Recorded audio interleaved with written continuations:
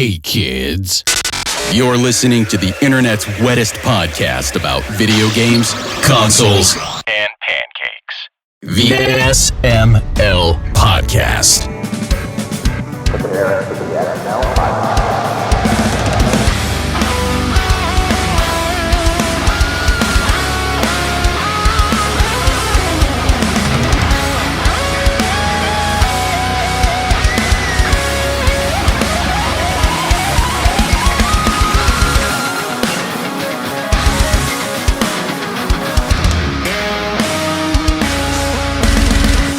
What's up, everybody? This is the SML Podcast. I am your host, Joe. We have a fun show lined up. We're going to have some other people joining later on in the show. Right now, Pernell's here, Chris is here, and Aki's here. How are you three doing? Yay. Meh. Eating Thai food, so I'm great. So that's a meh, I said yay. and a yay. But also, I have a delivery, so I actually have to go for about 1 minute. It's because you're going to be doing real soon too. Well, I was gonna say it's like 50% likely that the package was left at my neighbor's house, so I have to make sure I intercept it before it gets grabbed. Oh, the food's going to be rancid.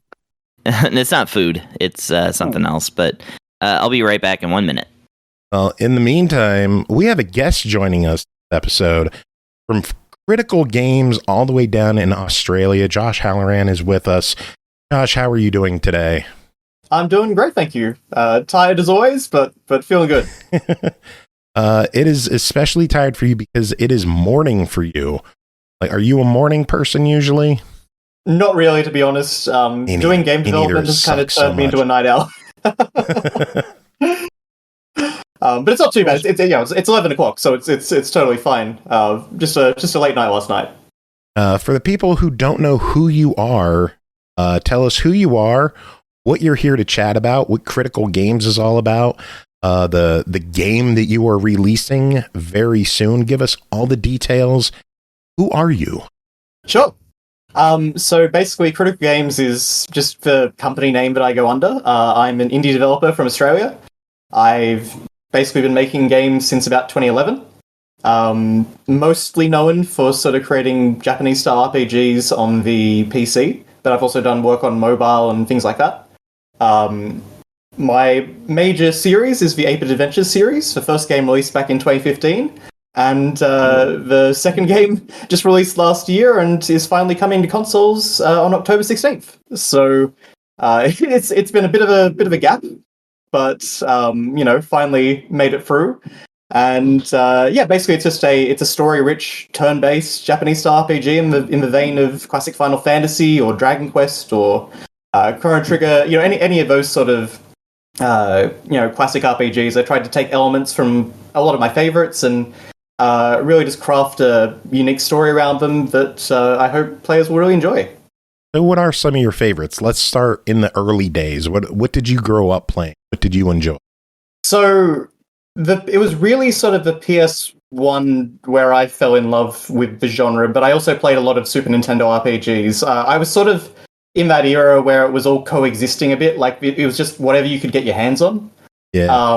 And so I was sort of playing Chrono Trigger at the same time that I was playing Final Fantasy VII, and then a short time later I was playing Final Fantasy X. Like it was just kind of whatever was around available at the time, or whatever my cousin had on hand, because he was really into JRPGs. Chrono Trigger is one of my absolute favorites, particularly just for its pacing and just really sharp design. I love Final Fantasy. Well, I pretty much love all the classic Final Fantasies, but I love Final Fantasy 9 and 10 in particular, and so this game really takes a lot of influence from Final Fantasy X's battle system and Final Fantasy 9's sort of character work, I guess you'd say. And then I love the Mother series, the Earthbound series. So that's sort of why we took a little bit of influence from Mother 3 and the battle system UI and presentation, and just a lot of different things like that. I pretty much have played just about any JRPG you can imagine over the years, and have a lot of passion for most of them. So there's a little bit of everything. I would say, there's a little bit of influence from Phantasy Star. There's a little bit of influence from Wild Arms, all over the place. What are some obscure RPGs that you want to give a shout out to? Because a lot of people don't mention Wild Arms. Yeah, I only found about Wild Arms properly quite late in the picture, like only, I want to say maybe 10 years ago, maybe a little bit more. I remember like renting Wild Arms free once and it not quite clicking for me, but that was about my own experience with the series at the time, so... no, Wild Arms 1 in particular I actually think is really good, and it goes under the radar just because it's, really early 3D battle graphics have aged quite a bit. It's the best one by everyone's very blocky. Sorry, Chris? I was saying I agree with you. I was saying Wild Arms 1 is the best of the bunch in my opinion, so I agree with you there. Yeah, no, I really think they peaked there, and I don't think the other games are quite the same. It's always hard with like under the radar ones now because I don't know what really is under the radar now. I really like Legend of Legaia as well on PS1. I think that game has a really that's a real good one, yeah. And I think no one really seems to bring that one up. It's there's stuff like Terranigma, but I think that's become more widely known over the years, partly just because of its release history. It's hard to know like what the real unique ones are, but generally speaking, I think actually one I played not too long ago was Threads of Fate on PS1, and that is a real janky action RPG, but I love it regardless. I thought it was really charming. Didn't that release with like two other RPGs Square was doing, like, Summer of Square? Remember getting some that's right. kind of What was the game again? Threads of Fate. Oh yeah, that was the second game of the trio, and then the third was Chrono Cross, and the first was Legend of Mana. Yeah, right. I still have the little mini soundtracks that came with each one. Oh, that's awesome. No, that's the amazing thing when you think about the 90s. Is like Square was just a machine for these games. Like they were just releasing like great experimental stuff every year. Yeah, what happened to them? Money. They were like, we need Final Fantasy. We need that Final Fantasy money. What do we do to stay about? I think the PS1 era Squaresoft was like peak Squaresoft. It was. Yeah. It absolutely was. They were experimenting. We were getting the actual releases. It was just wonderful.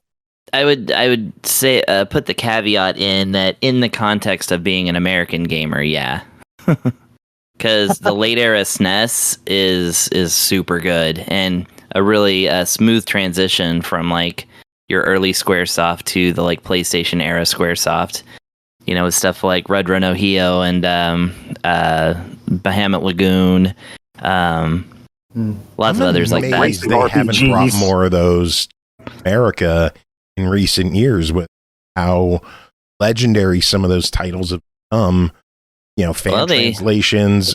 I'm amazed that Square hasn't been like, you know what? Yeah, let's make some money releasing these. We got Trials of Mana and Live Alive, so they're slowly picking it up. From nothing for 20 years to like 2 within a couple of years. I think it's because they're doing full remakes, right? Yeah. Well, Trials was both a port and a remake. Sure. Yeah, they translated it and ported it over, and then of course remade it too. And I'm excited about that. I'm really hoping that they keep that going. I want to try to recommend a obscure RPG unless you've already played, which in case that would be freaking awesome if you did. Have you ever played a game called Guardians Crusade back in the day? I literally have it sitting on a shelf over there. My man, see, I like you already. And just for full disclosure, even though we're reviewing the game on the show next week, I bought your game last year because I already felt confident in it being pretty freaking awesome. So, thank you very much. Oh yeah, man! And again, you just mentioned you own Guardians Crusade, so my money went to the right man. I need to get a copy of that.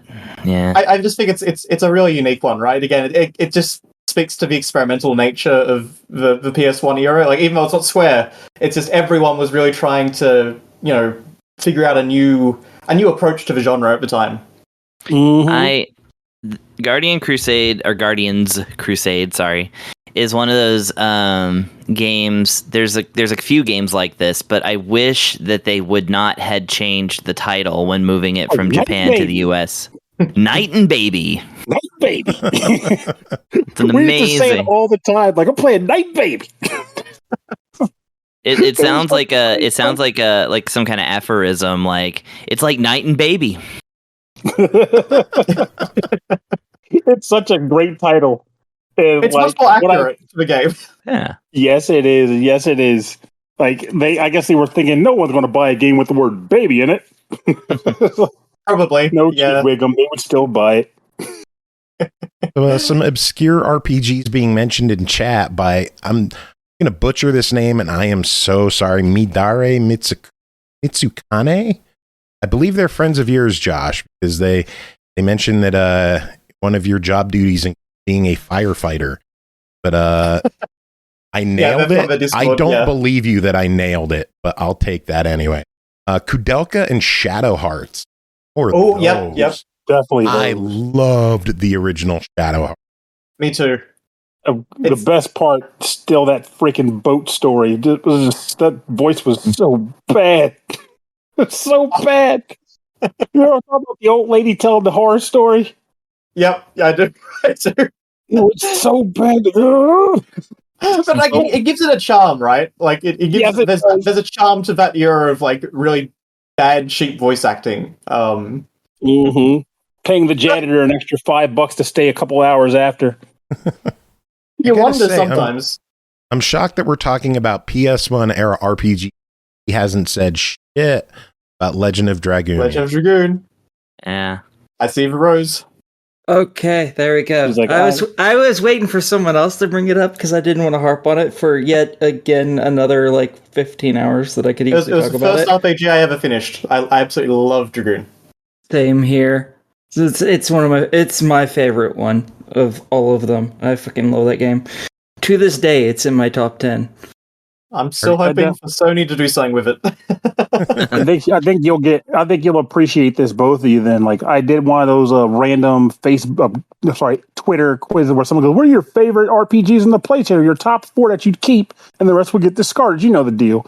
And I named like 4 games, like Breath of Fire 3 and like Persona 2. And like a friend of mine who I haven't talked to in a little bit just randomly chimes in and goes, "This is a good list, but I would totally swap Legend of Dragoon in for those." I'm like, what is with everybody in Legend of Dragoon that I'm not getting? Because it's Like, I need to go the back and best play it one. again. I own a Rose action figure and I don't get it. It's like, I need to go back to it. The main thing I remember was being frustrated by the high end combos. When it's like, okay, what was the one the guy, additions. Lancer or Lucer? The guy had the green armor. It Lavitz. was like Lavitz, yeah. And His then last Albert, who combo replaced him? tipped yeah. Well, I guess he carried over the same combo, but the last combo I was dealing with for him before I stopped playing it can just go to hell. That thing was terrible. I sat there and I mastered all of them just because I could. And I did it twice because I went through and I played through the game normally and maxed them all out near the end of the game. But there's actually a difference between Albert and Lavitz and how they do their additions. Some of them are faster for one and slower for the other. So I decided to start a whole new game and I mastered all of them for Lavitz before his character went the way of the dodo. So Are you ever going to buy a PS5 so you could play it on? probably not, no. No. If So you they think ever so? actually re-release the game to where I'm definitely not going to have to deal with any lag whatsoever, then maybe I'll buy whatever PlayStation that is. What lag would there be in a don't know. PS1 game on an SD? I don't know, but I don't trust it. You should try playing Legend of Dragoon on a PAL system. No boy. Now I want some details on that. Was it brutal? It's not too bad on Legend of Dragoon. So, like, some games are more optimized than others. Like Final Fantasy VIII, I've always encountered a fair bit of lag, and like Wild Arms 1, all the music runs at about 0.75 speed. Mm. Which I honestly, it still sounds really good. Like I that's kind of what I got used to. And then when I listen to the soundtrack on YouTube, it always sounds wrong. I remember it having more of an R&B vibe. What's going on with this? Yeah, exactly. But yeah, Dragoon just like it had a little more delay from what I recall compared to what I've seen of the NTSC version. That would have made it so much harder to complete the faster paced ones. Jesus, no thank you. Well, actually, I might have made it easier in some ways, to be honest. I'm not entirely sure. I'd have to do a direct comparison. I haven't looked into it too much for a while, but like there were lots of PAL PS1 games where it's like you do the direct comparison, and this is just sluggish by comparison. Oh, I would guess as long as the timing of the combo and the slowdown is matching up, it would still be good. It's if they out of sync is when it becomes a problem, right? Yeah, it wouldn't be out of sync. Yeah, no, they've mastered that kind of thing. It's like, we didn't go back to the days of Sonic 1 on the Mega Drive, which was just the whole game ran at like half speed at best. Oh man. Have you ever tried Sonic the Hedgehog Genesis on the Game Boy Advance? I've seen enough YouTube videos to know to stay away from that one. Yeah. I've heard that one was pretty wild. It's a full price game too. Well, I mean, when you think about it, like in the early 2000s, Nintendo was selling like individual NES games for full price again as well. So. Oh yeah, but you could save them anywhere. The first time I beat Castlevania was on the NES Classic cart. Okay, that makes sense. Yeah, saving helps a lot. Yeah. Bree's hanging out in chat saying that because she's there, she has to bring up Suikoden. Oh, there's of course she does. About that masterpiece. Those games were good. I can't wait for the 2-pack coming out in March? Coming out? Get in 1 and 2. Mm-hmm. I can't wait to restart my game of Suikoden 3 that I started in 2007. Maybe actually finish it this time. Sergeant Duck. I know, I love him. Sergeant Joe. Oh, is it Joe? Okay. His name is Sergeant Joe, but he is a duck. Love that game. That's not spoilers. You learn that in 5 minutes, within 5 minutes of the game starting. So if this duck has a title, I feel spoiled. It's people did not like on that game for some reason, and it turned out to be really good once you had to give it time to simmer, though, admittedly. You know what's funny about Suikoden 3 that I think was overlooked because it wasn't quite a thing back in 2002 or whenever it came out? What? Your Griffin friend when you start the game as the one group with the kids and stuff from the village. The Griffin's name is Fubar. Fubar. Nice. Yeah, I think they just did not. Either it wasn't a thing at that point, or they didn't realize it was a thing at that point. Because why would you call unless you Well, it was a thing at that point. I mean, the duck's name was Joe. Fubar was definitely a thing at that point, so I don't know what they. Well, good thing they rejected the nominative determinism because the Griffin is actually functioning normally. Those were big words. Anyway, we went on a hell of a tangent at the start of the show. 8-Bit Adventures 2 is hitting console next week. Tell us about this game. Give us the elevator pitch on what's going on in 8-Bit Adventures 2. Give us all the info. I mean, should I basically just read the blurb? Go for it.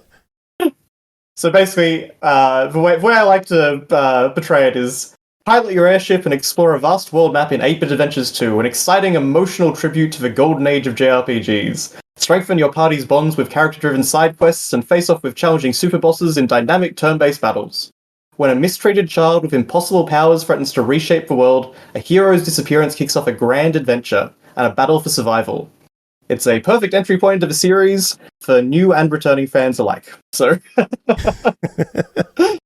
Is there a big link between the first game and the second game, or is it really one of those situations where you could come into the second game not knowing anything about them? So it's a direct sequel. Like it does follow up, but you can also just absolutely come into it without any experience. And I very much designed it with that in mind because I knew that a lot of people would be coming into the game without having played the first one. And that's proved especially true with the game coming to consoles as well. So, the way I like to sort of describe it is, like if you don't need to have played Ocarina of Time to get something out of Zelda Wind Waker, right? But at the same time, if you have played Ocarina of Time, it's like, hey, look, there's Ganondorf. Like he's the same one, and like the backstory at the start is like talking about Ocarina of Time. There's like a link there that is addressed and explained, but it's There not. is a link there. Yeah, exactly. Or the other way I like to think of it is, sort of in Final Fantasy X, right? Braska and JAXX and Auron have already gone on a pilgrimage, and you sort of, the important parts of that journey are explained to you as you go through your new adventure. But it's like, their journey serves as sort of the background for what your journey is in Final Fantasy X. So I want sort to of tried ask to two take quick that approach. questions. Please, and it relates to at least one of them relates to what you just said. Is that the reason why you can name who I'm assuming are characters from the first game, but the other characters have default names? Exactly. That's exactly what it is. The first game was like very traditional in the idea of like you name your whole party, but I started to realize how tricky that makes certain things as sort of the series goes on. So and the other thing was that characters like Charlie, they appeared in 8-Bit Adventures 1, so they already had an established name. So I sort of tried to do this half and half approach. That makes sense then. Yeah, full disclosure. I was going to say full disclosure. After getting this game for review, I actually went back and bought the first game and started playing it. Oh, wow, thank you. Yeah.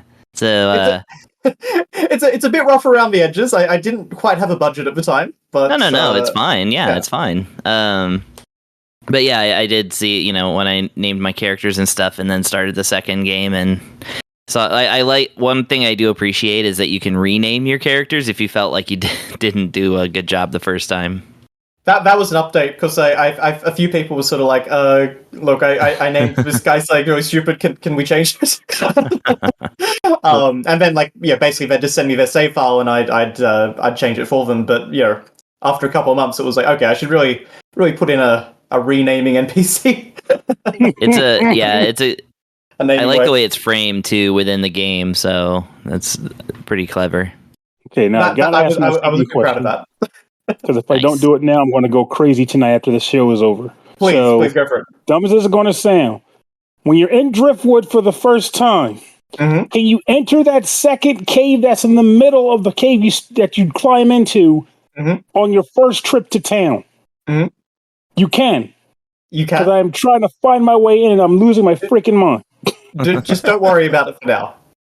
Okay. I was like, I gotta be able to get to this cave. It's right there. You'll come back. You'll come back. It's okay. You'll come back in about like 15 hours, and you'll be like, oh God. That's why I had to ask you, because I would have never left. I was looking for walkthroughs, all kinds of stuff. Like somebody's gotten to that cave. That's a little bit of a classic RPG thing of like, okay, look, just keep this in the back of your mind. You'll find a way in there later. I'm glad you said that. Thank you for saving my sanity there. No worries. Sorry for being the cause of you losing your sanity. So I detected some like little hidden tributes to certain games, and I'm kind of curious to know if I'm right or if there are like other further games that inspired them. Okay, so and this includes the first game too, but square doors you can enter, round doors you can enter, square doors you cannot. Is that directly from the first Mother game? Spot on. Yep. I thought that was such a good idea, and I felt like no other game had ever done it. Like not even the follow-up Earthbound games. Yeah. So, wow, that really was the reference you call. That's freaking baller. I didn't even. I got it immediately. Like within I clocked it in a second. Huh? All I saw was doors are closed and some doors are open. I didn't even get it. Some doors are round or has a sign over them, and some doors are square, and you can't enter the square ones. You can enter the round ones. That's really cool. Good catch. The sound effect for screen transitions sounds like the original Final Fantasy. Is that on the mark? So it's closer to Final Fantasy 3. But I mean, it could actually be the same sound effect now that I think about it. It's close. It's basically me fiddling with Family Tracker and trying to get sounds which like sound pretty close to that, but it was definitely the inspiration. Yeah. And yeah, a lot of the cinematics, too, that I noticed in the second game, really seem Mother 3 inspired. So you already kind of answered that one. And Ninja Gaiden as well. There's a lot of the shots were framed like Ninja Gaiden. I noticed, and I was like, nice. Which, by the way, ones were just like, yeah. which, by the way, speaking of obscure RPGs, Tecmo at the time made a Japan-only RPG called Radia Senki that also had Ninja Gaiden style cutscenes. I didn't know that. Wow. Oh, well, check it out sometime. Radia Senki. Cool. It's been translated into English a couple of times now, so you can totally play it. It's an action RPG, but it's got like levels and stuff, but you swing your sword in real time and everything. But yeah, it's a really interesting one, and it was made by a lot of the Ninja Gaiden people, so wow. The soundtrack it's ridiculously hard? Huh? So it's ridiculously hard? I haven't gotten to the point in the game where it would get ridiculously hard. I'm still kind of in the beginning, not beginning, but like the first quarter. And you probably get to the final boss, and if you lose to the final boss, you'll probably get sent like 3/4 back into the game and have to do it all over again. Yeah, they could do that, but I don't know. It's actually cool. It's kind of traditional for RPGs that stayed in Japan to not be as hard as the ones that come over to the US, because a lot of times they make them harder when they come over here. Oh, that's right. Wasn't there why that was? There was an interview with the Ninja Gaiden team, wasn't there, where they talked about the fact that they thought, like, Americans were getting games that were too easy, so they wanted to really challenge everyone. There's some quote like that I've read before. Yeah, Ninja Gaiden 3 only has limited continues in the US. In Japan, it's like the other two games in that it's free continues. So yeah, that's ridiculous. People have definitely put it out there that it was to thwart like renters, people who rent games. Oh, that makes sense. Yeah, but I mean, I don't know. Sometimes the reasoning didn't line up, so I'm not sure I fully like buy into that for every game. But certainly that was some Lion of them, King, wasn't it? That was like the stated reason for Lion King's second level. I think so. Yeah, and that one was developed in the West though, so like that makes a lot more sense there. But yeah, like in Japan, you couldn't rent games. Like it was the law; you could not rent video games, so they didn't have that concern over there. So it was often stuff that was added in translation, especially by working designs. Yeah, that poor company. Sometimes they hit the mark, and sometimes they whip that fricker by a mile. I feel like even at their best, they kind of did a little of both. Yeah, that's true. I stand by my biggest gripe with that company being their Silhouette Mirage port. That they did a number on that game. But between Pernell and I, we will reference every single RPG by the time this is over. Yes, I'm in the right place. That's why I brought them to this interview. They handle everything for me. I just get to sit back and popcorn and enjoy the show. Power popcorn. But like, if you were to name I guess would you say that? I guess I'm not going to say. You mentioned PS1 was probably your most inspirational, like your favorite era. But what was your favorite RPG on that system? Like flat out. I mean, probably Final Fantasy IX. That one really connects with me. I feel like it has to be. That game that's my favorite too. By people. Nice. Sorry, Peter. I guess the only one of them all that I repurchased and everything. It's good. It's just like it's clearly like the culmination of like everything the series had done up to that point, right? Like it feels like that was like I don't know what you'd say, like the showcase of mastery. Yeah. I think that was part of what they were going for, right? They were saying how, like, even though people liked 7 and 8, their idea is like, we want to go back to like the series roots. We want to bring back the crystals and the chocobos, and the fantasy. Fantasy. And the crystal returns, or the crystal comes back, or something was the tagline, wasn't it? Yeah. Mm-hmm. Although the way in which it does is a little bit burying the lead. It's like briefly in the opening cutscene. like a crystal, or just a sword, isn't it? We check the box; it counts. Pretty much. But man, You fight before fiends, you know. You fight like, 4 fiends. They're a little. They're like, we have the 4 fiends at home.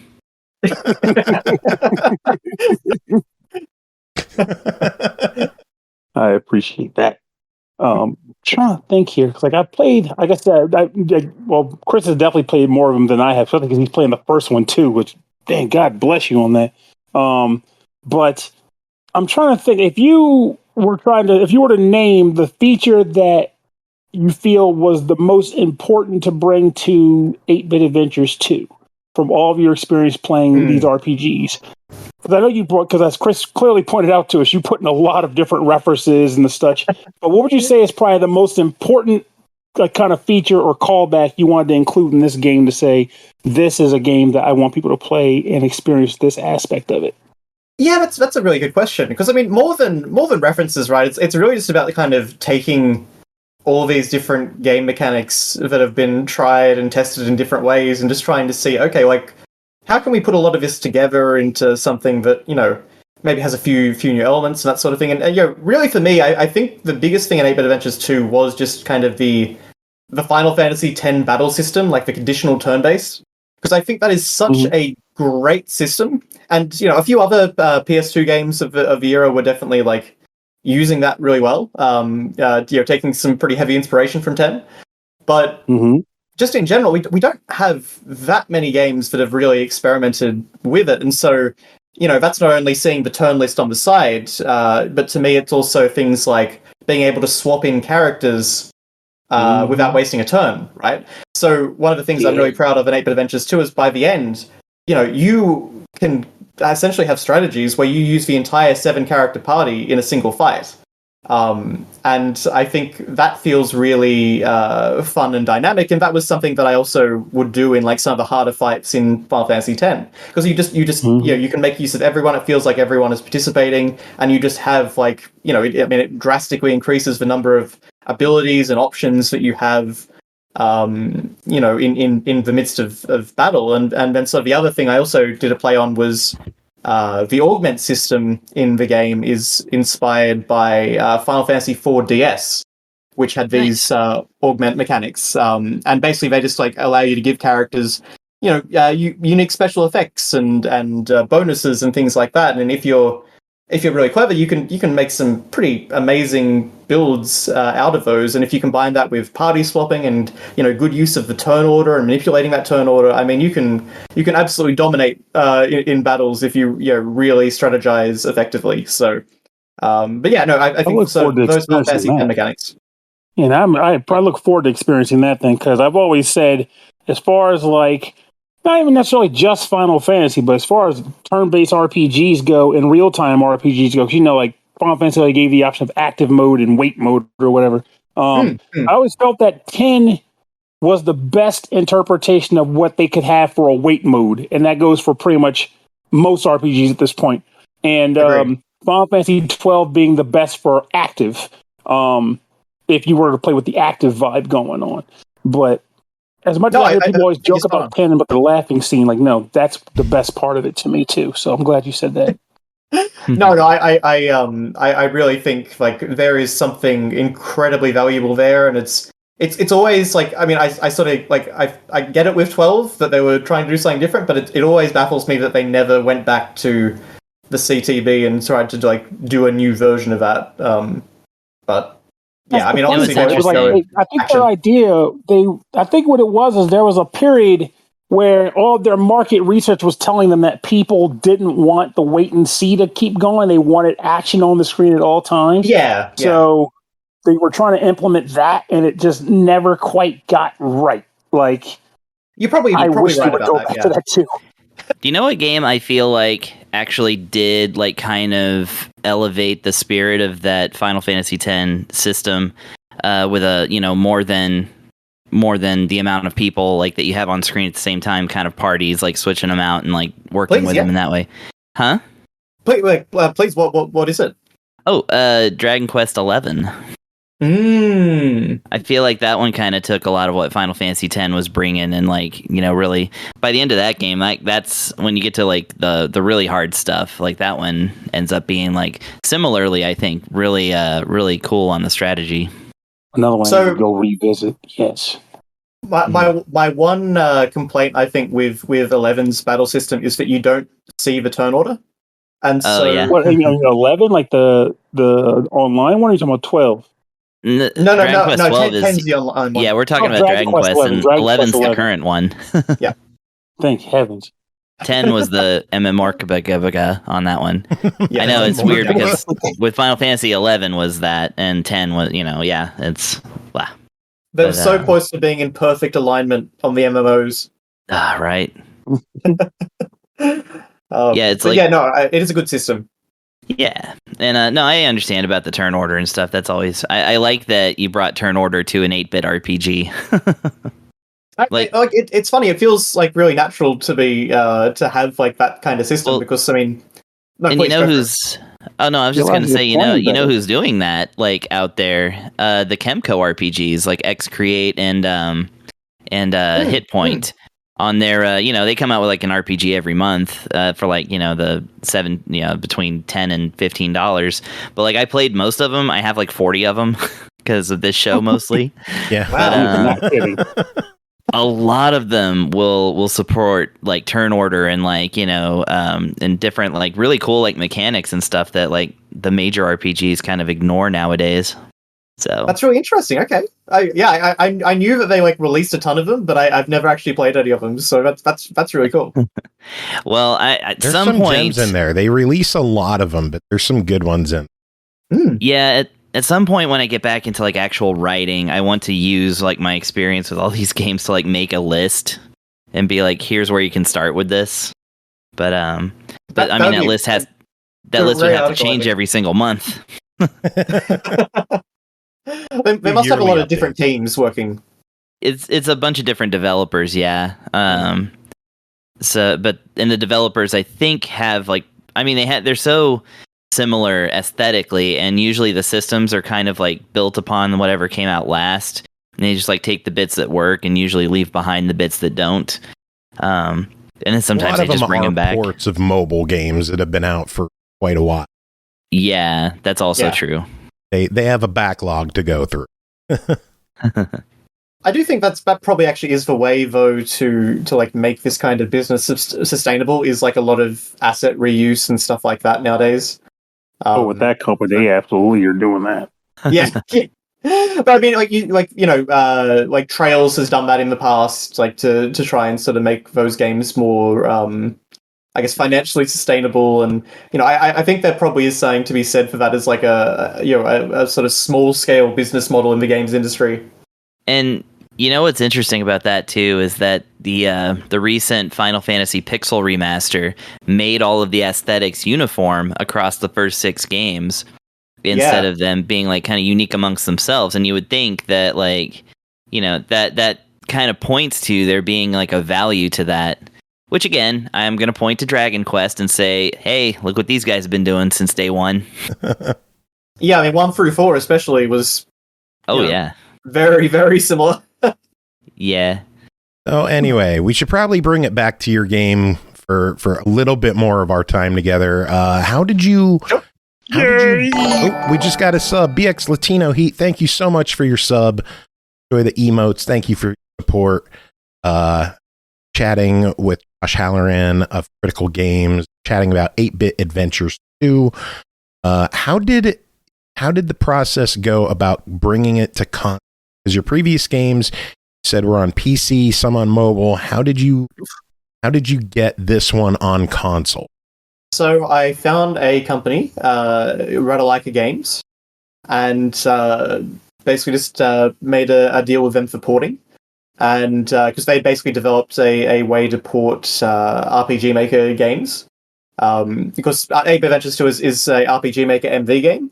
Just with, I always like to joke, it's literally about 135 plugins to try and expand what the base engine can do. But it's a really good foundation to like expedite the creation of like scenes and environments and battles for this kind of game.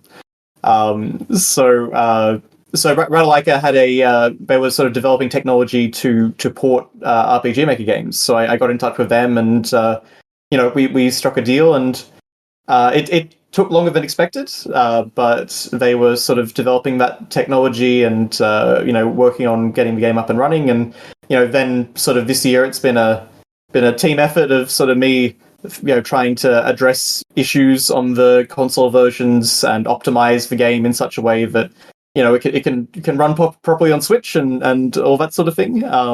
Because it's obviously very different than having a modern PC that can basically just handle any maybe less than optimized elements of the game.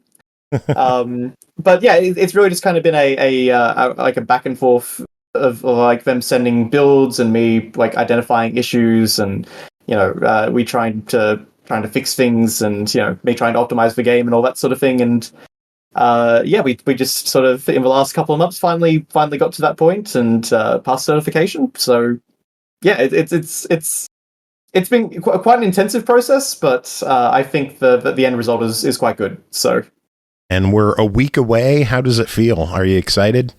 Excited and nervous.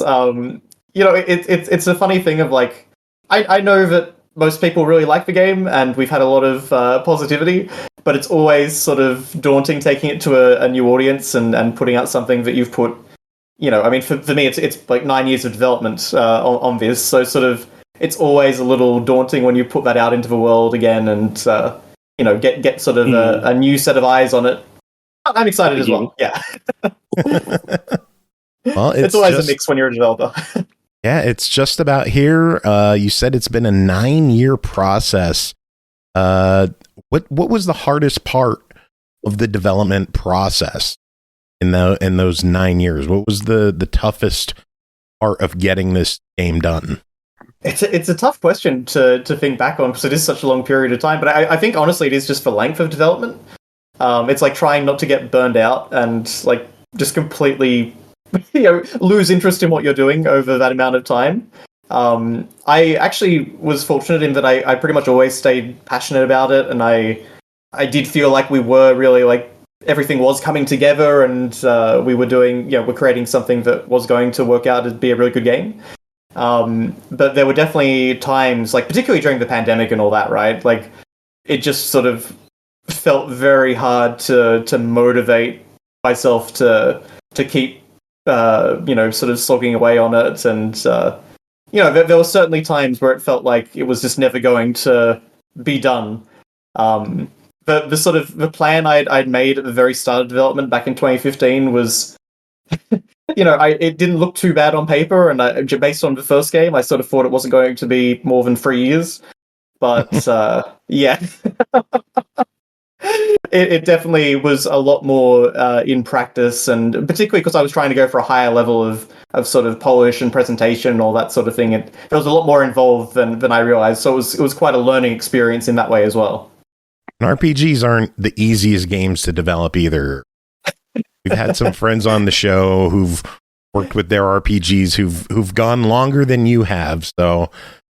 Yeah. It's unfortunately it is a genre because I mean I know all sorts of people in this sort of indie RPG arena, and we all basically say the same things of like RPGs are it's just one of those genres where there's just a ludicrous amount to you've got to make a lot of bespoke, like unique content, and there's just a lot of work that goes into the systems and the just making sure things don't break. And of course they're very long form games generally speaking. So yeah, there's a lot that goes into them. More than I ever realized. A couple of exceptions. Do you know about the? Oh no, go ahead, Pernell. No, that's okay. I was going to say I think the one part of it is just, unlike a lot of genres, like even though every genre has its own trials and tribulations, I think RPGs are one of the few where you kind of have to get all of the parts right for the most part. Like, it's very rare where RPG is like a good battle system, but the narrative sucks. I still play through it. A lot of times people will go, well, the story was bad, so I didn't play it. Or like you got to get every bit right, and they all have their own challenges. So I think that's my take on like why I give RPG developers a lot of kudos because That's a great point, actually, because I mean, I've played plenty of action games with like really bad stories, right? Whereas I wouldn't do that for an RPG. So absolutely. Yeah, I was just gonna say since you don't know the Kemco games very well, so Kemco and Hitpoint put out 2 on the Switch so far that I've played. They put out a couple of RPGs that are literally less than 2 hours long. They're fully JRPGs. You just have to play them and find out. But one of them is called Archlion Saga, and the other one is called Everdark Tower. And they're both meant to be quote-unquote lunch break RPGs. I tell you what, as someone that's just made like a 30 to 40 hour RPG, that sounds like heaven. Right? They're pretty good, too. I beat both of them. They're quite nice. Probably play them again at some point. Cool. No, I think you're honestly, you're probably going to see some. Well, I don't know, because it's like this sort of standard of indie RPGs keeps going up, and so I think you'll probably have to see game length go down. Like there's a lot of really impressive indie RPGs that are sort of being made right now with like really high fidelity visuals. Games like My Familiar. Yeah. And so I think. It'll be interesting to see sort of, I think maybe game length will probably be a bit shorter, the more, like, unique assets that you need. If we're lucky. You know what's kind of funny, though? At least the last, there's a couple of, really outstanding RPGs, action RPGs that I've played, and both of them were, it's not that it's a trend, it's that people are just now finishing them. Because, Chained Echoes was a really good one, and that took 7 years to make. Ast Libra Revision was a really good one, and that took 15 years to make. So, for some reason, everyone just reached that point where it's like they were finally done. Yeah, and now they're it's pandemic time. Honestly, it's very possible. Maybe during the pandemic, probably this is my chance. Let me blitz this thing. So there's a question: did you feel like your productivity got better or worse when things shut down? I mean, it kind of up and down. It was probably better at first, and then gradually degraded as the pandemic went on. Because we over here we were in lockdown for a while, and that got a bit oppressive. But yeah, no, I think I think it was probably a bit of a mix. There was definitely a groundswell at one point where it's okay, this is a great time just to get everything done. And then my game was also at Gamescom 2020 because that was online, and so that was a really big moment for me because IGN picked up my trailer and showed it on all their social media and all that sort of thing. So that was really energizing. But then I sort of think maybe 6 months to a year after that was a bit of a harder go. Okay. Yeah, I feel like we all kind of degraded a little bit after that. After that initial 2020 thing. Yeah. Slowly crawling back up. Yeah. I am curious about one thing though now. I'm assuming that even though you're hard on development and the like, you haven't lost your passion for picking up and playing new games too. Are there any RPGs, indie or otherwise, that you are either looking forward to or picked up on in the year 2024? Yeah, okay, so in the year 2024, now this is the problem, right? I'm kind of behind on things, generally speaking. I did play Final Fantasy VII Rebirth this year, and I really loved that. That's so good. Yes. I think that is the best battle system Square has made in a while. I think there's a lot of potential to sort of take that forward. But no, I really, really enjoyed that one. I mean, there's definitely plenty that I'm looking forward to. I mean, Metaphor looks amazing. Dragon Quest 3 HD, I'm really excited about. Oh yeah. I mean, on the indie side of things, there's quite a few that I'm really excited about. There's Quartet from Something Classic. I think I've played a bit of that, and I think that's going to be really good. Yes, man. There's a game that I've done a little bit of game design work on called Eternal Remnant, the first chapter. I think people are going to be very surprised by that one. I think that's got an excellent story. There's My Familiar, which I've done a little bit of work on cutscenes on that game, but I think that's going to be really something special. I don't think cutscenes that anyone's actually seen, but at this stage. But I did some work on that earlier this year. I played a little bit of that at MagFest this year, so I was already looking forward to that. Yes. Yeah, that one's going to be great, I think. And then, I love the color pop too in that game. Oh, it's so good. Yeah, the real like purple, aesthetic. It really really pops. There's some amazing artistic talent on that game.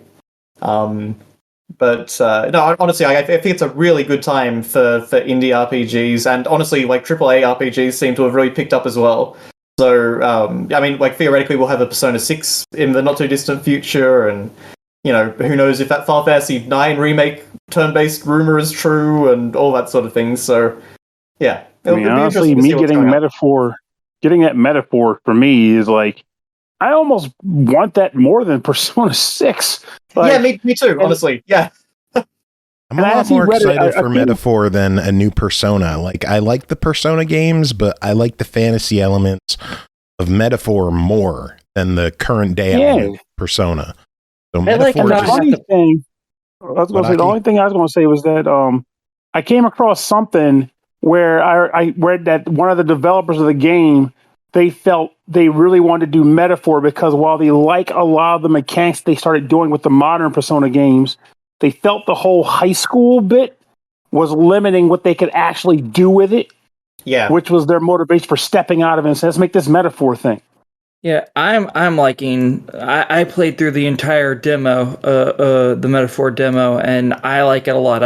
I'm glad they seemingly got rid of the whole let's convince all these monsters to join us so that we can sit there and level them up and then sacrifice them to each other to make other ones stronger and give them unique powers. I didn't like any of that part of the Persona games, and they kind of ruined the game because all those games were kind of focused on that. That's how you got really strong in those games. And I love that Metaphor doesn't have that. I immediately, the moment that wasn't in there, I was like, oh, this is so much better. It's like, I'm sold. Yeah, I'm actually excited for once. I've never liked any of the Persona games. I loved my time with Metaphor. And I think that's probably what Metaphor's going to end up being. Is it's going to be like the Atlas RPG for like more traditional JRPG fans. Yeah. And I am so for that. Yeah, I can't wait for that thing. Like, because for me, even like, I personally like the modern over fantasy. The problem was when they started focusing heavily on, again, just the school concept. You're always a high schooler. You're already stuck to a school schedule. Oh, this junk. It felt so limiting. Like Persona 2, the second one. We have Big Adam joining us. Hold on a sec. We got Big Adam joining. Mr. Big Adam, how are you doing today, sir? Oh, I'm doing well. Doing about as well as I can for a Monday night. You know what I mean? Having worked all day, just like most. Yeah. We're chatting with Josh Hallaran of Critical Games about 8-Bit Adventures 2. Have you heard of the game, Adam? Honestly, I have not. Would you like to know more about it? Would you like to know more? Is this a Demolition Man moment? What's happening? It is. Sure. Josh, sell Adam on the game. Tell him about the game. So basically, it's a story-rich, turn-based Japanese-style RPG in the vein of classic Final Fantasy and Dragon Quest and Chrono Trigger and all that sort of jazz. Basically, it's it's a retro throwback JRPG, but with I think a pretty unique story and a fun new take on the Final Fantasy X battle system. Okay. See, I'm kind of a weird gamer. I can only really handle one JRPG a year because turn-based combat, in my opinion, is a little on the boring side. I'm way in the minority on that, so I'm the weirdo. I know that. This might not be the game for you, then. I'm currently playing Octopath Traveler for the first time, and that's scratching several of the right itches. Nice. I totally understand where you're coming from with the not liking the turn-based. There are times I like turn-based, but only on occasion. I much prefer full action, so I totally understand you. Yeah, action RPGs tend to be kind of my niche, just because I feel like I'm actually doing stuff more frequently. And I know that's just a mental blocker. I know that's just a mental thing, but that's how my brain works. So That's fair. And that's why I like Final Fantasy 12 so much. Nah. Oh, yeah. I'm like, yeah. I feel like I'm doing less in Final Fantasy 12 than I do in any other Final Fantasy. as for me, I am As for you? Go ahead, Chris. Chris. Your internet messing I up was just again? gonna say, as for me, I'm like a patron at the. Hello, can you hear me? Yes. Damn it! That went remarkably well. Things are going great tonight. Maybe a bit of lag. Now we're getting the lag. Now we're running.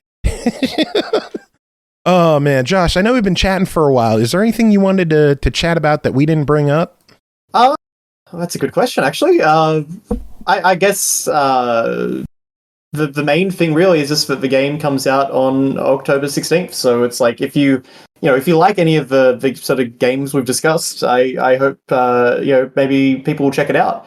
There's a demo that's coming to Switch and Xbox. I'm trying to think of what exactly the time zone would be, but it's like on the 9th, whatever the 9th is in your respective time zone.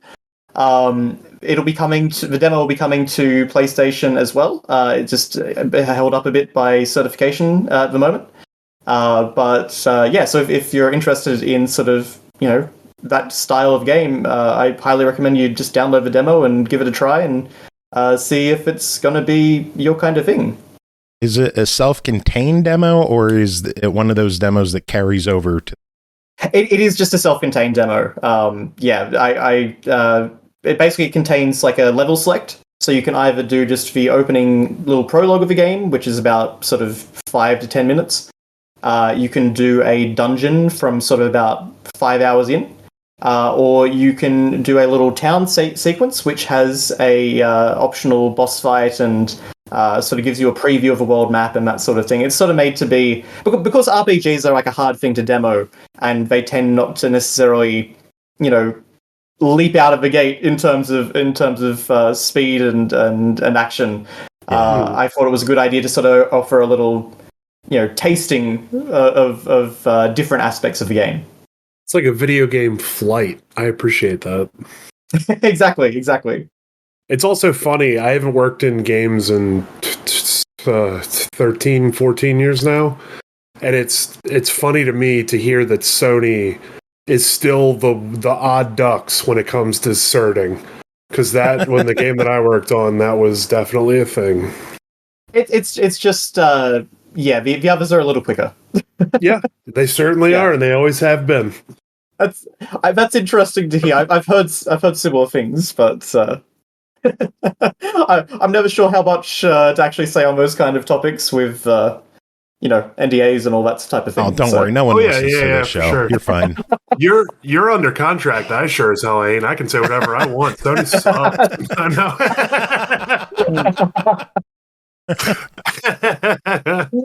Adam's going to get everyone in trouble. Yeah, good. I mean, if he wasn't immediately on the say hate train. Yes. Yes, I am. Maybe if they did something with the Legend of Dragoon IP, maybe I wouldn't. Maybe. But until they do, then go fuck themselves. Yeah. Oh, man. Andy Sperry joined us. Andy, how are you doing tonight? Hey, I'm doing pretty good. Good to see you guys. How's everybody doing? We're doing pretty good. We were chatting with Josh Hallaran of Critical Games, chatting about 8-Bit Adventures 2. I think we are nearing the tail end of the discussion. Not sure if anyone else had any more questions before we wrap that up or not. Been over an hour now. Been a good chat. I'm having fun with this one. I don't know how much we actually talked about the game because we talked about literally everything else. Yeah. Yeah, that was what 90% of our conversation was. Well, it went on my Switch. It went on my Switch wish list. Thank you. I mean, that is the other thing, right? Is like that does help us out. So if you want to just like keep track of the game and make sure that you receive the news when it actually comes out, then please give us a wish list on whatever platform of choice. Because we're going to come out on Nintendo Switch, Xbox One, Xbox Series X and S, PlayStation 4, and PlayStation 5. So you're hitting everything. Which in some ways is a good idea, and in other ways is a very bad idea. But I think we've got a handle on it now. I know Ratalaika is pretty good about getting their games on everything. Yes, yeah. That is really their goal, is always to get the game on everything. We are fans of Ratalaika. They put out a lot of good stuff. Yeah, they're great. But did anyone else have any questions? I will take everyone's resounding silence as a no. Josh, it has been a pleasure having you on the show chatting with us. One more time, how can people keep up to date with you, what you're doing, game, all of that in? So you can follow me at Critical Games AU on Twitter /X. You can check out the 8-Bit Adventures 2 Steam page because I post updates there. There's now on PlayStation, there's a blog, so I'll be keeping that updated, and there's a news channel on Nintendo Switch, so I'll be using that too. But generally speaking, if you type in 8-Bit Adventures 2, you'll find me and whatever's going on with the game. We've got some free DLC coming early next year. Oh, so I hope people will really enjoy that. It's basically going to be some like post-game challenges with some new story and a new 50 area dungeon. wow. So it should be a fun one. Basically, you're hunting down like these really, really tough bosses to try and open up the path to something story important. So I think it'll be a lot of fun. Very cool. It's not often that indie RPGs get DLC, so that's cool to hear. Yeah, and completely free. So it'll just come as an update for everyone that owns the game. So very awesome. Very cool. All right, well, Josh, thank you so much for having me on and for the opportunity to talk about the game and just talk about sort of RPGs in general. Yeah, it's been an absolute pleasure having you on. You'll have to come back on again sometime, preferably before 9 years when your next game is ready. But we'll see how things go. I've got a couple of projects in the works at the moment, so it'll definitely be before 9 years. I'll keep us posted, and we would love to have you back on again sometime. Please, yeah. No, I mean, if all goes to plan, hopefully maybe next year. Sounds good. Well, we will let you get going. Have yourself a wonderful day over there, because it's Australia, and it's just about, noon there now? It's about 12:10. You have yourself a wonderful rest of your day, and thank you again for joining us. Thanks, Joe. Thanks, everyone. You have any final words? Please support indie RPGs. Hooray. And 8-Bit Adventures 2 out on October 16th. All right, take care. Thanks, guys. Bye. Bye. Night night. All right, that was fun. That was a good chat. Adam and Andy, how are you two doing? Good. Doing pretty good. I'm just tired. That's it? Everyone just tired tonight? Yeah. I know I am. Mondays are rough, dude. I'm exhausted. It's like 9 o'clock and I'm ready to... I am too. Real talk. Yeah. Monday's kind of I'm a feeling Gunpla, so I'm feeling My brother-in-law is going to trick me into playing Deadlock when I'm done here, but I'm going to go to bed soon after that. Well, we won't hold you up much longer. We'll let you get to your Deadlock. Should we dive into reviews? We only got a handful to talk about tonight. Sure. All right, let's kick things off with #Drive Rally, developed and published by Pixel Perfect Dude, released September 25th on Steam Early Access for $19.99. Drive Rally is an arcade-inspired rally driving experience set in the golden racing era of the 90s. Grab your co-driver and burn some rubber on iconic race-winning cars across a variety of terrains and some of the most iconic rallying locations in the world. Adam, tell us about your time with Drive Rally. Drive Rally. So, imagine that it's 1992, okay? Imagine that you are in 1992. You have your 16-bit era console of choice. It's sitting there. It's all ready to play. It's plugged into the TV. Your parents got it on channel 3 for you. You're ready to fly, okay? You go to the game rental store. you pick up a copy of the newest rally racing game.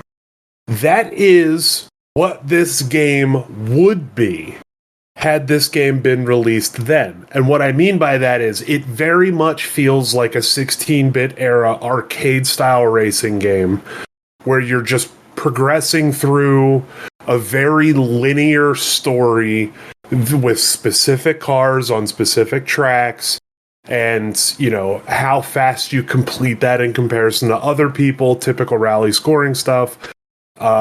Is you know, how you progress, and it keeps track of everything through like a racing like logbook almost, which is pretty cool. The thing that sets this apart from those games is literally nothing but the graphics. Okay. The graphics are from current day. They're very cool and slick in my opinion. They're kind of cartoony, a little on the cel-shaded side. It's a lot of fun and very goofy in appearance, which is what an arcade game like that kind of needs or kind of wants to be. Because anymore, there are so many games that are trying to be very serious and very like simulator-esque.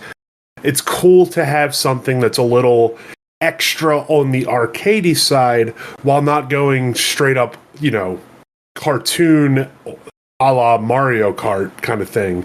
It's still paying respect to like real cars and real tracks and real countries and real places, but it's using a cartoon style to do so. I thought that was a really cool line down the middle.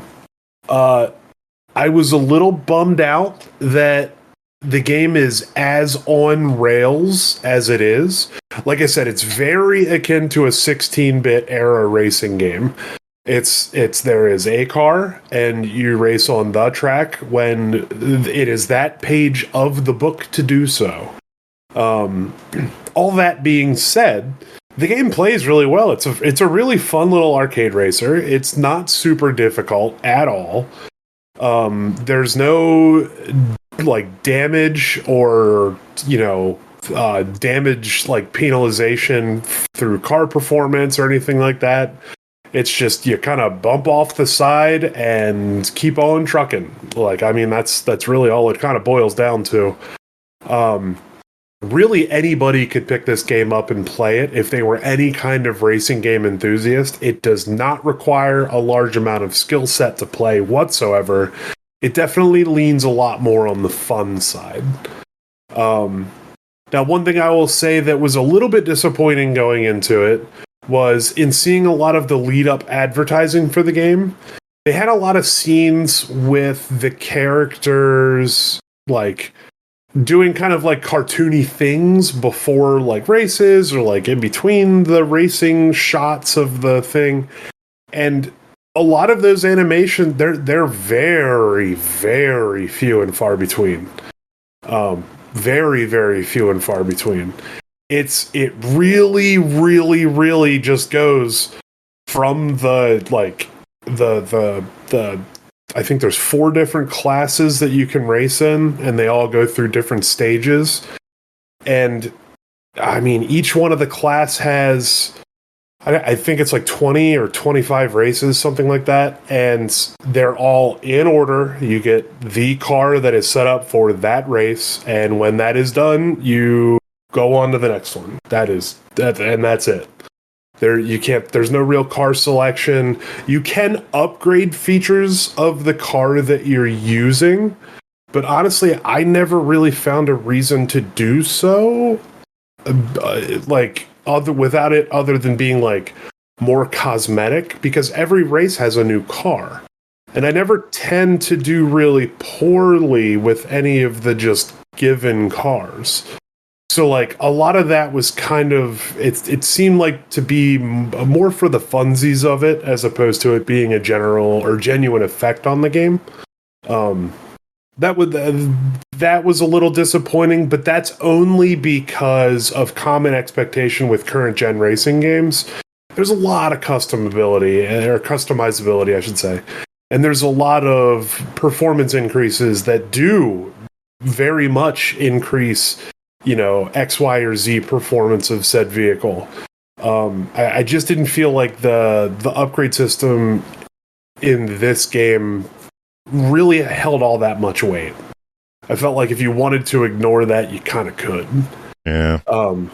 But all that to say, like I said, the game, it is a fun game. It is a fun little arcade racing game that's got cute graphics and does pay good homage to that generation of both rally cars and several different classes therein, and the places and situations that they raced in. It's a fun game in my opinion. It's definitely lacking on the content one would expect from a current generation as far as depth is concerned. But past that, it does exactly, I think, what it set out to do, which was be a fun little drift arcade game. Sometimes that's all you need, just a fun little diversion. Yeah, exactly. And not everything needs to be, a crazy 75-hour deep experience. Yeah. Sometimes games can just be games, Yeah. Well, this one is in early access right now. The website doesn't really expand too much about what they plan to do in early access. They just say things like various additional elements focusing on adding new content and balance adjustment based on community feedback. Like they don't have any specifics that they want to do. They don't have imagine like a roadmap set up. Yeah. Yeah. So they mentioned new co-pilots. I don't know if the co-pilots were anything memorable. So they were fun and very kind of cartoony. Like the one series is like a German mountain guy, and he's kind of aggressive. And when you bump into a wall, he's like, we had harder crashes than that, and insert some German town here. He's like, keep going. Like it's goofy, punny stuff like that. But again, even that, it's not terribly deep in content, but it is there and it is fun. Yeah. Well, it's $20. Is this something that people should jump in on now? Should they wish list it? Keep their eye on it? What do you think about Driver Alley? For $20, I say go for it. If you're in the market for just a fun, kind of easy to jump into, easy to pick up where you left off, play here and there for a little while, kind of arcade racing game, that's not going to require you to buy a sim wheel and all this other stuff, or be prepared to get absolutely spanked by the computers, because it's not going to happen. I definitely say go for it, especially for $20. They've been adding a lot of content. They've been adding new tracks and new events and stuff like that, piece by piece. So the developer is definitely hard at work on the game, and it shows. If you look at their Steam page and the store page, there's updates. I think it's every couple of weeks at this point, where they're just putting new content into the game. So I think for $20, like I said, if you're in the market for an arcade racer, definitely. It's going to get supported by the developer. The game definitely has somewhat of a future. And I mean, for $20 in today's economy, you can't beat that. Yeah. All right, sounds good. Adam, that's it for you. We'll let you get going to your Deadlock game. This is a quick in and out for you. Quick in and out. I appreciate y'all for having me again and just being kind of a dine and dash kind of guy. But we love having you on, and our night for rap. Yes, indeed you will. 9 p.m., good sir. Idle Tuesday. Woo! Idle Tuesday. My name's Tony Khan, and I definitely didn't do cocaine before we started this episode. Let's fucking go. Oh, wait, I totally forgot your intro. Big Adam's here. You little hillbilly bitch. See, now I feel more at home. Yeah. That's the good stuff. What do we have to do? We have like so many sounds. Just too many. 48. Yeah. Right, my Pernell? Fucking yeah! Channel, yeah. My soundboard for the wrestling channel is entirely full, and every time Joe or myself come up with a new clip that's funny to be added to our soundboard, it's actually come down to we need to take a vote between the people that watch wrestling together. Because the soundboard is not only full, but it's also quality. It's disgustingly good. How much fun stuff we have on. And to be fair, it's like 4 years of constant, just nonsensical grooming. So, if I may say so myself, it is fantastic. That's a true story. It's a true story. All right, Adam, any final words before we let you go? If you live anywhere close to Florida, GTFO for real. That looks super fucked and dangerous, and don't risk it. It ain't worth it. You can get a new house, can't get a new you. Sound advice. Yeah, be safe. Be cool to everybody. Don't be dicks. All right, Adam, have a good one. You as well. Take care, y'all. Peace. Next game to talk about is called Kvark, developed by Latest Past and Perun Creative, I don't know. Published by Perun Creative, released out of Steam Early Access October 3rd for $19.99. Kvark is an FPS game set in a fictional version of the 80s Czech Republic. Player finds themselves in an underground facility that is falling apart as they travel through it. They'll have to navigate dark tunnels, encounter many obstacles and enemies that will test their skills. Andy, tell us about your time with Kvark. So, in Kvark, as you mentioned, you play as a valued employee of an underground mining and research facility where workplace hazards and near-fatal accidents are just part of the job. You're not getting paid, but instead walk away with a sense of pride and accomplishment in helping to advance the human race. Yay! Yay! Kvark is, in simple terms, playing off the classic feel of an 80s boomer shooter. Some might compare it to the legendary Half-Life with the little mix of Stalker, as it takes place in a fictional version of the 80s Czech Republic. And by the way, I believe at this point, it's very, very cool. Yeah, at this point, I believe I've become the new boomer shooter reviewer of the SML podcast. So my professional opinion definitely matters in this. Aside from the initial intro that features an employee training video, very well done, and the occasional poster hung up through the many dorm or office type spaces within the facility, there is really not much tie back to the setting and overall not much story depth, in my opinion. Sure, there's a few like little messages lying about too with a little like Soviet humor, but nothing that drew me in for more as far as the story goes. But that's totally fine. That's I feel like stories in boomer shooters are pretty few and far in between. There is something that's happening in the facility that is turning the workers into humanoid monsters. Radiation is seeping through, and any quote-unquote monsters are just hallucinations according to the facility leaders. That is until they get attacked by one. The gameplay itself is comprised of underground exploration through a terror-filled underground facility, and follows what you would normally encounter in a boomer shooter title. If it moves, you should probably shoot it. A mostly linear pathway leads the player to the next encounter of enemies, encountering locked doors, switch puzzles, and a few secret paths along the way. A John Carpenter or 80s dark synth soundtrack, as I like to say, sets a eerie tone as you traverse the once busy halls of the facility, which, depending on the level, can get a little repetitive, but honestly, it really locks you in. I myself had a few jump scares from enemies, and maybe one or two from a neighbor hitting the garage with a basketball recently. So between the soundtrack and things going on in the game itself, you're locked. A heavy arsenal of shotguns, pistols, ARs, and a wrench to bash enemies are all at your disposal to keep track of those who have turned. Keep back those who have turned. Each packing a nice feel and a heavy hit. The enemy decapitations really sold the satisfaction factor for me in this one, especially since enemies are aggravatingly accurate with shots and do a load of damage. You've got multiple enemies that zero in on your location, sometimes even through walls, which was a little rough and frustrating. But the game has a few balancing issues.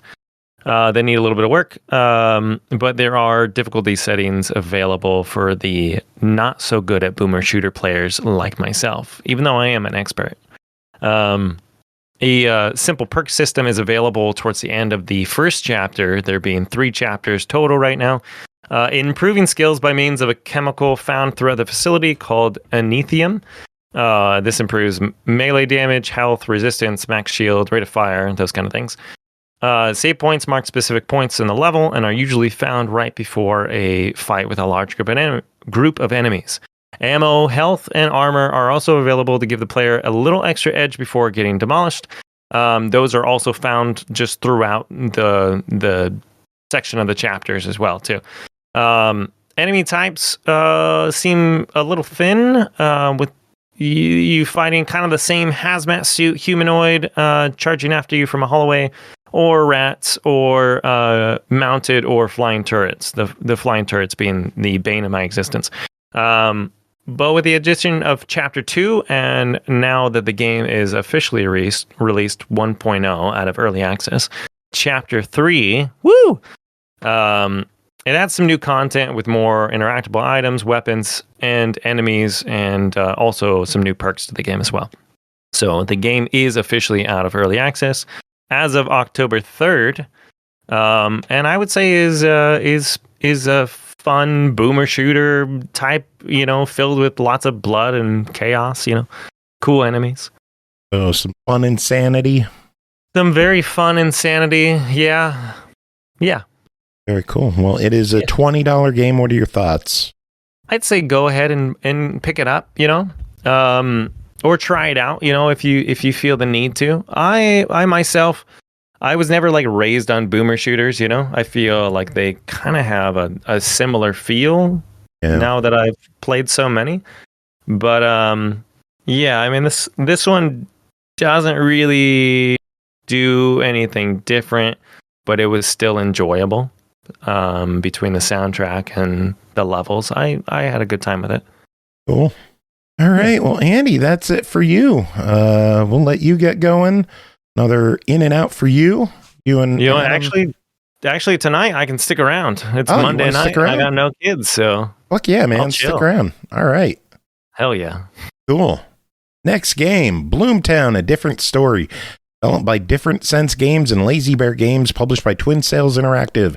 Released September 24th on Xbox One, Series X and S, Switch, PS4, PS5, and PC for $24.99. Bloomtown, a different story, is a narrative JRPG mixing turn-based combat, monster taming, and social RPG set in a seemingly pleasant 1960s Americana world. Join Emily and her group of friends to save their cozy town from the demonic creatures that live in the hearts of its residents. Pernell, what is going on in Bloomtown, a different story? So in Bloomtown, you primarily take control of a little girl named Emily, who is sent to live in the town of Bloomtown for the summer with their grandfather, Emily's and her brother Chester. So their time is meant to be for the summer, which is the time frame that encapsulates your adventure. And very quickly after you get there, you realize things aren't quite right in this town. Children are disappearing. No one seems to be picking up on it. And through sheer coincidence and luck, well, maybe not so much of a coincidence, actually, you kind of stumble into the midst of all of it, and you find yourself in a need to resolve this mystery before the end of your summer vacation.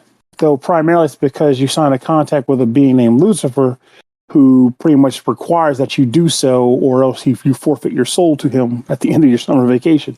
So this ends up embracing a bit of exploration and time management, where you spend your day exploring the quaint town of Bloomtown and its many districts, talking to residents, getting a part-time job to earn some money, doing various social interactions with your party members to gain typical, I don't want to say it's a social link, but basically establish social link benefits with them, and just kind of get a better feel for the town itself, because that's a large part of what makes the game special, is exploring the town and becoming acquainted with its residents.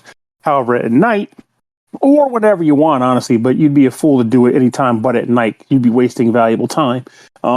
You are able to call your friends on the telephone and adventure into the underside, which is essentially the corrupted version of the world of the town of Bloomtown. And while you're in the underside, there will be creatures wandering around, pretty much shadowy, human-shaped beings. And when you engage them in combat, you fight pretty cool, honestly, pretty cool-looking monsters. Combat is a traditional turn-based structure. All four of your party members, you pretty much almost always fight with them. There's a few times where they kind of break off or separate, but you generally end up with a party of four, you and your three friends, or rather you, your friend, two friends, and your brother. And in turn-based order, you get choices between a basic melee attack, a ranged firearm attack, or using a spell through your your summoned familiar. Sound familiar? Well, it should, because a lot of this is kind of like emulating the Persona vibe, which, quite frankly, I'm not going to complain about, because if you were listening to the interview earlier in the episode, you probably heard comments about it's nice to see other companies try to take their own spin on this thing. And I like what they did here. In fact, one of the more interesting parts about what they changed here compared to that style of game is how you actually acquire new familiars. And Persona-esque games and Shin Megami Tensei games, rather, you generally do this by way of having conversations with monsters. And through a series of fairly trial and error choices, you may or may not get the monster. And this game is done by what's essentially rolling 2 d6s. And depending on what number you roll, that determines whether or not you get the monster or not. The roll itself is influenced, or rather boosted, by your social stats, though. And different monsters lean on different social stats. So you might be fighting a fishbowl monster, and to tame him, you have to roll the dice, but it's primarily boosted by guts. So if you have a high gut stat, it's more likely you're going to succeed on your encounter roll to get the monster in your party. And other times, if you're really doing poorly in proficiency and the monster requires proficiency, well, you're going to have a hard time getting that monster into your squadron. However, if you decide you do not want to try to tame a monster, and again, just like in Shin Megami Tensei, or rather the later Persona games in this case, you can't attempt to converse with these monsters, attempt to come get them into your party unless you knock them all out by targeting their weaknesses. And at that point, if you decide you don't want to try to tame a monster, you can just do an all-out attack and just do major damage to the entire enemy party. But more often than not, if you're doing this, you're trying to get some monsters. In addition, monsters, or rather the tamed familiars / monsters, do not level up. Instead, you have to fuse multiples of monsters into one to give them the experience points from the monsters just to get them boots. So again, generally, you're going to be trying to tame as many monsters as you can, because there will be some monsters that you want to actually use in your party as new magic casters, because again, by getting new monsters, you get stat boosts, and you also get elemental affinities. But you'll need to take dud monsters, or rather fodder monsters, and fuse them into the ones you actually care about in order to make them stronger and potentially learn new spells. Each scenario in this game takes place over a series of days. There's no actual calendar, mind you, but there are just like, the Sunday through Saturday time structure. And if you take too long, there may be a game over. What is that game over? I couldn't tell you, because I don't wait too freaking long to get missions accomplished. I get things done. But I would like to believe that if you fail, you're in trouble. So don't let that happen. Honestly, the game does a lot that I like. It may be a little bit of stumping for the game, because I've been gassed for it since that first trailer came out, because the music in that trailer was really good. But that musical approach definitely carried over to the main game as well. Music in this game is really good. Graphically, I think it does a good job of standing out. I do find myself wishing that the characters had to lean a little bit more into the taking into believing that there's another side to their world, and there's monsters inhabiting it, and they have magic summoning beings, blah, blah, blah, blah, blah. But sometimes I have to tell myself to just accept that not every game is going to go through the dynamic of trying to lay out the shock and awe that comes from learning there's a weird world to your normal existence. And also, it's summer vacation. They're kids. I don't know, if anything, maybe they're waiting their whole lives for something like this to happen. So I was like, yes, I'm not going to question. I'm going to do it. But nonetheless, being an old fart, I always found myself going, why are these kids so just accepting of everything and not concerned? Whatever. Let's have fun. And frankly, the game does what I want it to do. I've had a great time with it. And I like the fact also that you can listen to all the music in like your bedroom, and you can find records hidden throughout the town that will allow you to select the music and listen to it whenever you want. I think that's a particularly cool feature, and I feel like more games should do things like that. Even if they can't do it thematically, like finding records for your 1960s record player, because this game takes place in like the 60s or 70s, by the way. But I just like the fact that it exists in this game, and I wish more games found a way to incorporate their music by way of choice into your experience. I'm not going to ramble much more about this game, because I feel like I've pretty much said everything that needs to be really said about it. Also, I didn't really experience any glitches or anything like that. If there are glitches out there, I'm sorry. I didn't experience them. Wait, no, I'm not. I'm glad I didn't experience them. Hope you don't. But yeah, I didn't have any issues like that. So at the end of the day, I think Bloomtown delivered what it set out to do. I feel as though, well, I'll say the rest after you do that thing you do. Well, it is a $24.99 game. What are your thoughts on that? I feel as though if you're the type of person that likes, the later Persona vibe and how that time management bit in monster battling and Underside, Dark Side, Dark Hour, any whatever. If you like that concept, but you would like to give it a try by an indie developer outside of the Persona spectrum and see how they do with it, I don't think you'll be disappointed in Bloomtown. It's a nice indie version of that, and it does a lot of things right in some ways that Persona doesn't even. So I think this is a solid buy and worth your time and money. All right. Moving on. Next game is 63 Days, developed and published by Destructive Creations. Released September 26th on Xbox One, Series X and S, and PS5 for $34.99. PS4 and PC $29.99. Coming of age is part of the first generation Born Free World War II stripped me of my family, home, and future. Now I'm left with only one choice: to get my revenge and independence or die trying. The odds are against us. Will our tactics, stealth, and teamwork be enough? Aki, was it? Kinda, sorta. Okay, in this game, you play at the beginning as two brothers, and it expands out to a few other people as well. But you guys are Polish, and this is World War II. So, bad things be happening. Very bad things. And you decide, well, I think it might just be a little bit of time to kill us some Nazis. So, yeah, you two, buddy. damn straight. So you two go about doing that. Each character, you control both characters, up to 4 characters in total later on in the game. I believe I haven't actually gotten 4 of them unlocked all at once, but I believe you're going to have 4. You get to control all of them all at once. They're all on the board at the same time. You control them individually or all together as one cohesive unit if you so desire. And basically, each character has their own capabilities. The younger brother that they call Youngster, he throws daggers, which are not exactly quiet for some reason, but not as loud as guns. And he's also lighter weight, so he's able to climb up vines and things like that. However, he's not particularly strong, so he can't carry bodies around, and sometimes he needs to be boosted up to areas because he doesn't have the upper arm strength. Whereas the older brother is able to come up behind people and strangle the ever-loving fuck out of them until they're dead. And then he gets to cart them around and toss them into bushes. Because what's better than a dead Nazi? One that's hidden so no one else gets alerted.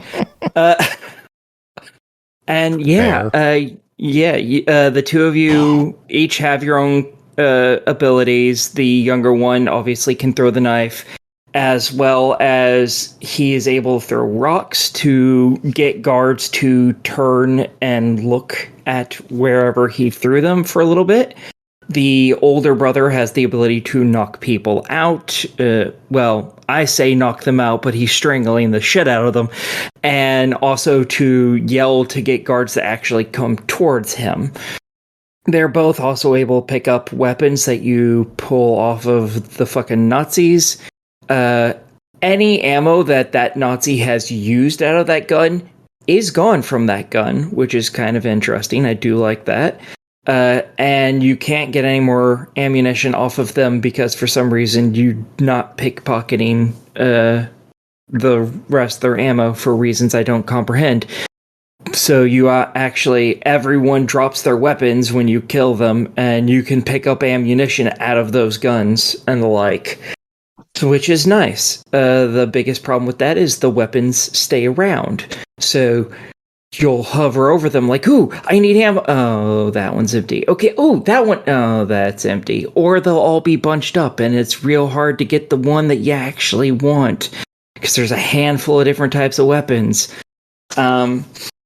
Then there's other characters that each have their own abilities. Like there's a medic later on in the game that can heal people up some. There's characters that are really small and they can club people and crawl into spaces that everyone else can't fit into, things like that.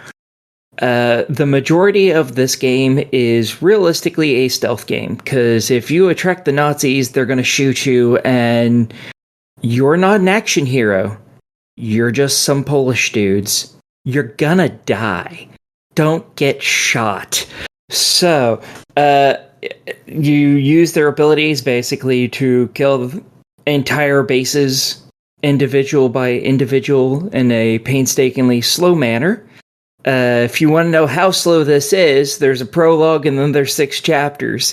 I'm in chapter 3 and I've spent about 11 hours in the game. Oh, gee. So, yeah, these levels are not exactly fast. And I'm playing on easy, folks. I decided I wasn't going to play it on hard because I was like, I'm just going to get through this real quick. I'll beat it in a day, whatever. I fucking wish. Uh-huh. Yeah. And yeah, each level has the things that you have to do, but it also has optional quests, more or less, that you can do for achievements. Some of those they're usually like, oh, free the prisoners so that they're not killed, and basically you have to do that quietly or else the Nazis will shoot them all. Sometimes it's like, oh, get through this section within this many minutes, which all really suck, and stuff like that. So, yeah, that is a majority of the game right there. Are you having fun with it? Oh, I've thoroughly enjoyed my time, about as much as I've wanted to bash my head through walls.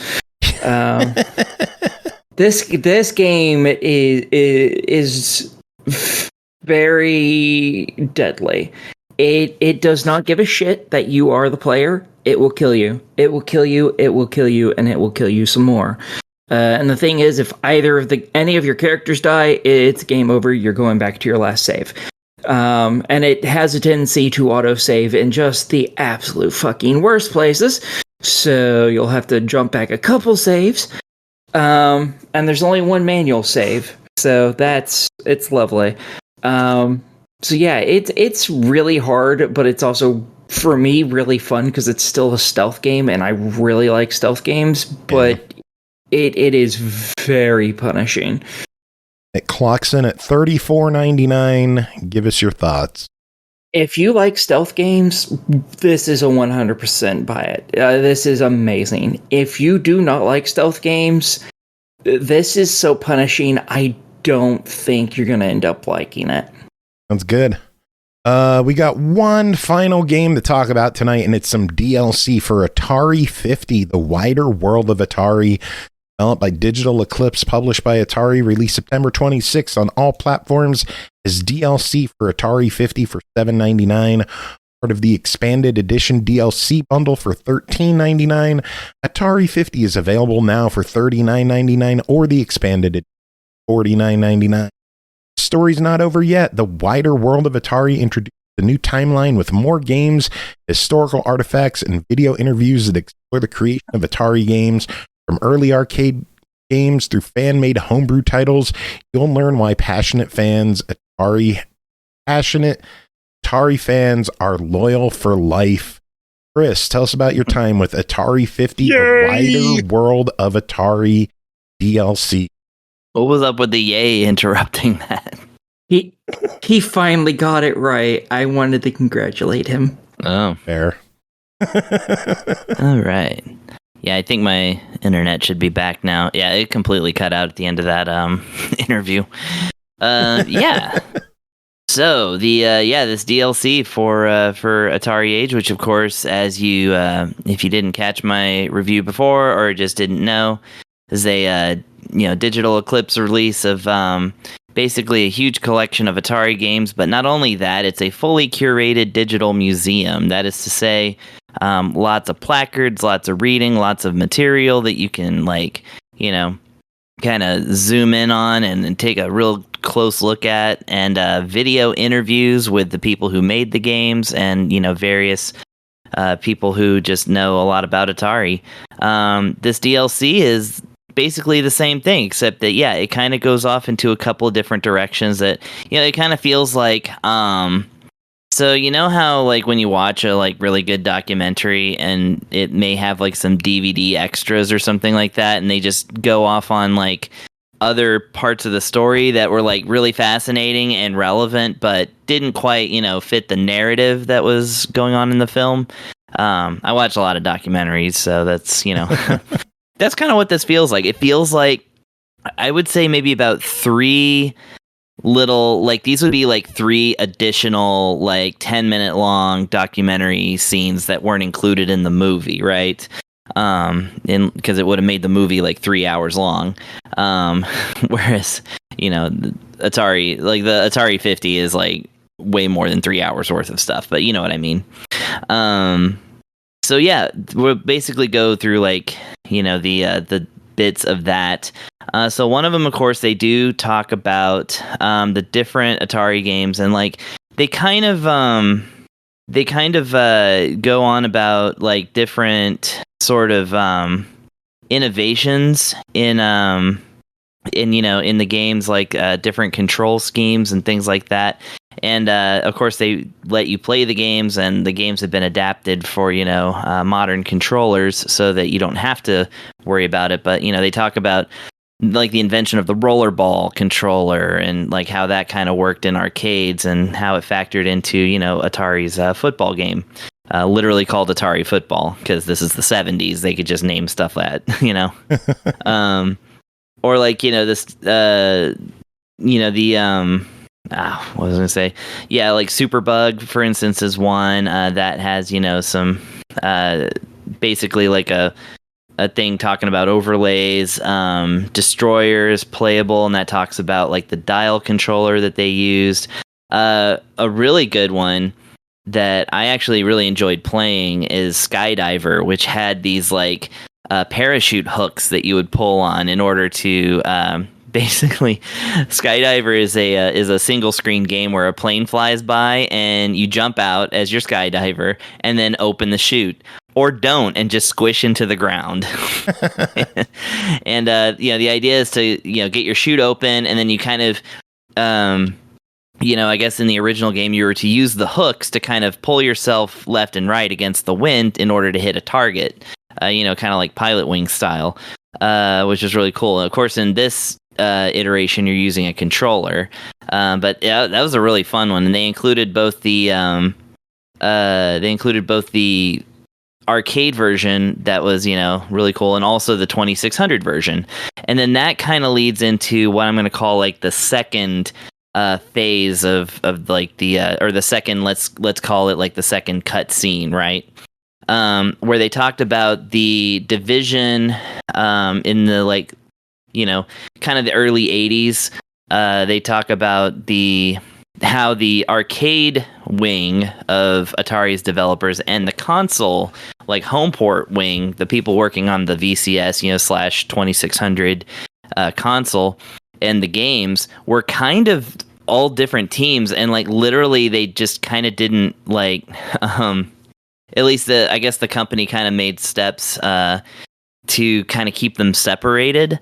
So, they'd even be working on the same concept of games, but they'd be kind of working on them at the same time. So they kind of talk about how different some of the home ports were because of the kind of separation of the home console and the arcade thing. So that was a really interesting that's mostly done through video, but they demonstrate it by, of course, providing the home console version of Skydiver, which, despite being similar, was developed at the same time, but by a different team.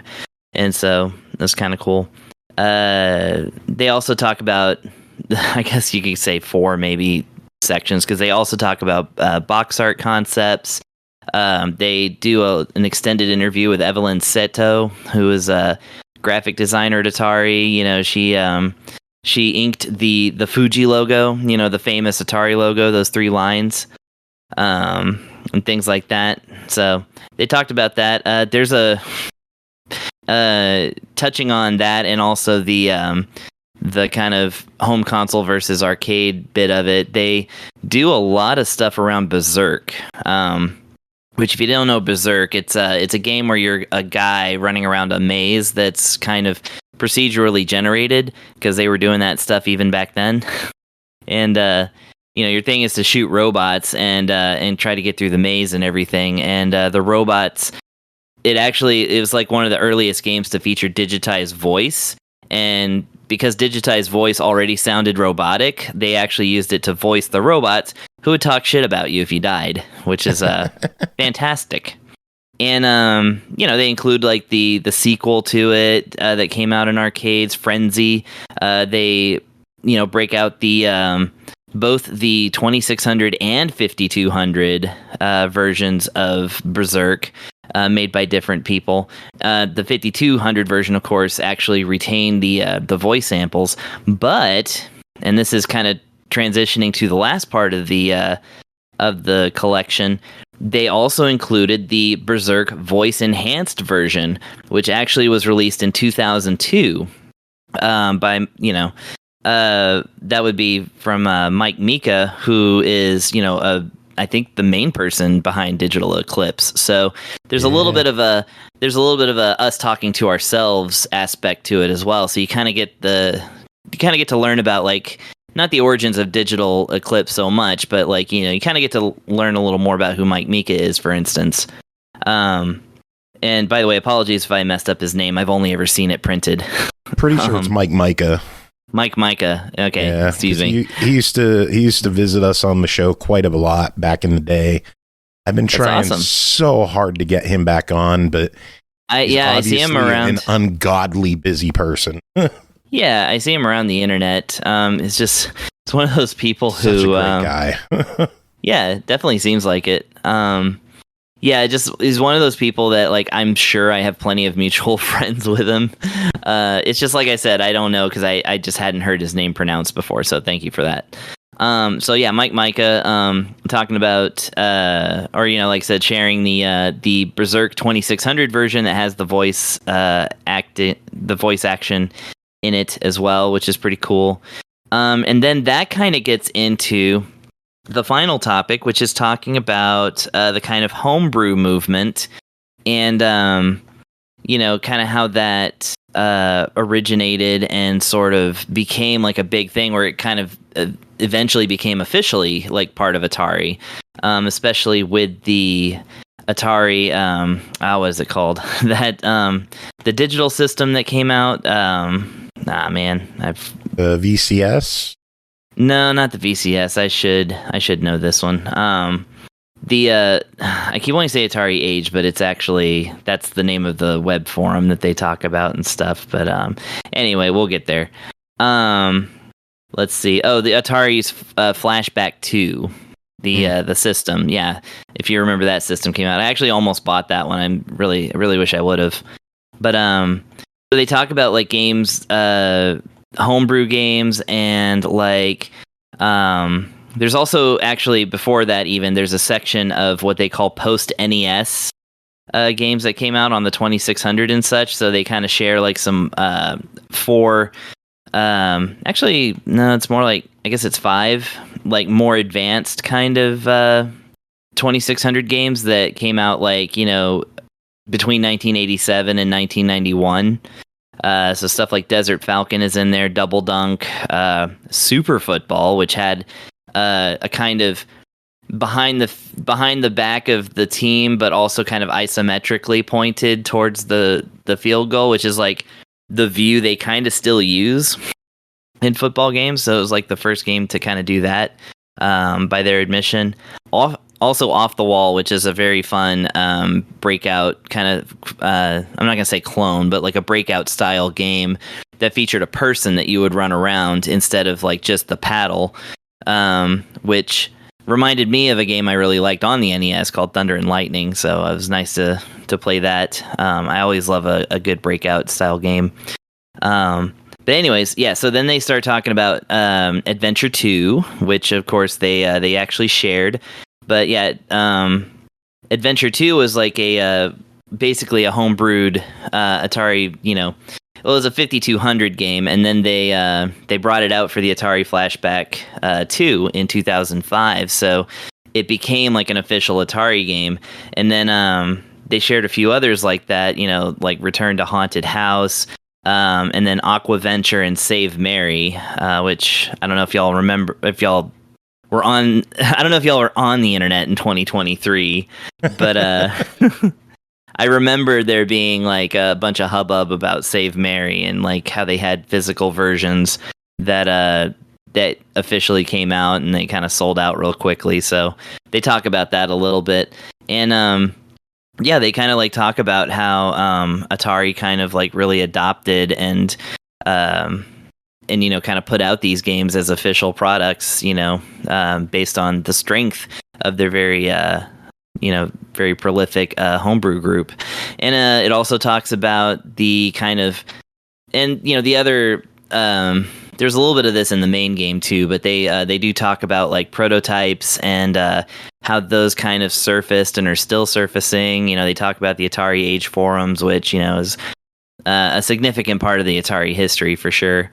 And yeah, that's pretty much the content. So it's like kind of talking about previously unreleased stuff, post NES stuff, and then a little bit more of the history that like I said, doesn't quite fit into the rest of it, like the games with unusual controls, and talking to the developers and about the separation of the arcade and homebrew development team.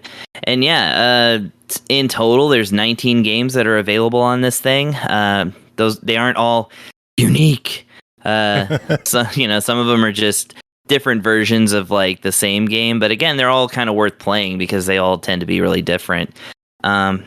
But yeah, like on its own, this would be like a really good little collection of games and content. But yeah, just the fact that it's a just an expansion of like this gargantuan historical tome of the early days of gaming was really, really cool.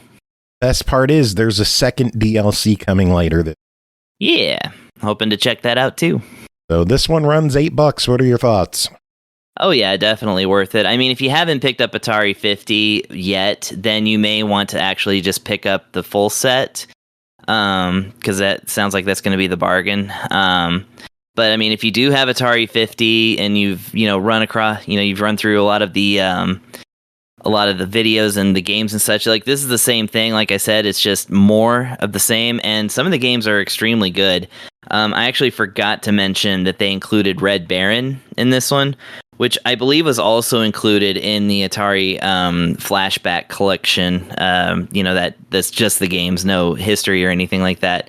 But that's a really fun vector-based dogfighting shooter that they actually later kind of churned into the Atari Star Wars game, which is actually one of my favorite Atari games.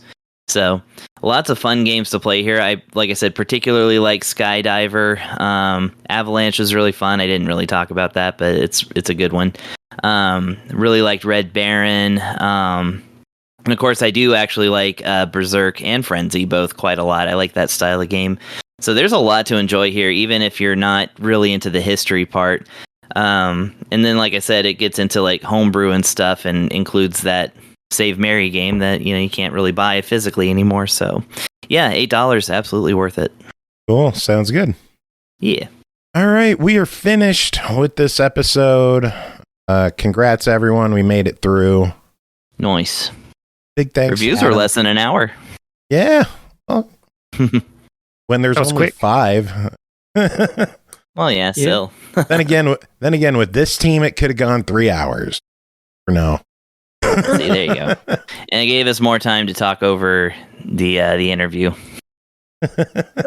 Out of Those out of of us all, who go ahead. No, I'm just gonna say those of us who could talk because my internet was going out. Ah. I was gonna say, out of all the games that you heard about tonight, Joe, which one was your favorite, or which one would you go pick up if you were a consumer?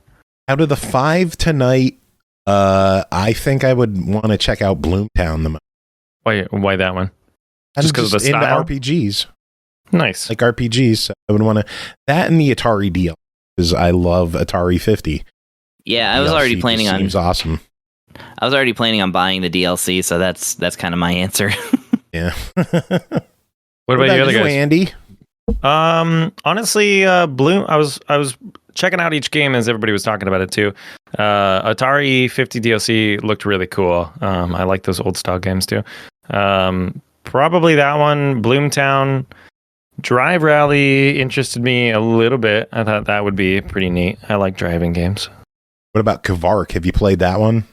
I have played that one. Yeah, that one's pretty good too. That's another boomer shooter for sure. Yeah, that's my specialty. I'm trying to play some different games, lately. So, Well, you got a fun one for next week. heck yeah, dude! I'm stoked for next week.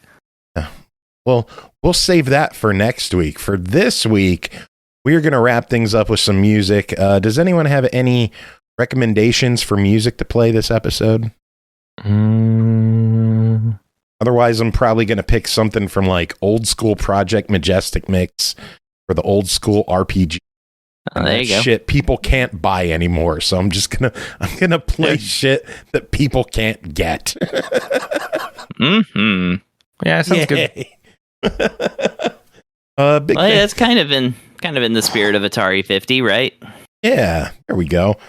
Stuff that Burger Thing, Okay. thank you so much for the sub. Just went off right there. Thank you so much for the 1 year subscription. Really appreciate it. Thank you for your support. Enjoy the emotes. Want to give a quick thanks to Josh Hallaran for coming on, chatting about 8-Bit Adventures with us. The game is out next week. We will have a full review next week as well. So stay tuned to the show for more information. Big thanks to Adam for coming on, chatting about his game. Thanks to all you for being here for the whole show. Andy, for the time you've been here. You know what I mean. You know what I mean. Does anyone have any final words to end the show? Farfig Newton. Got him.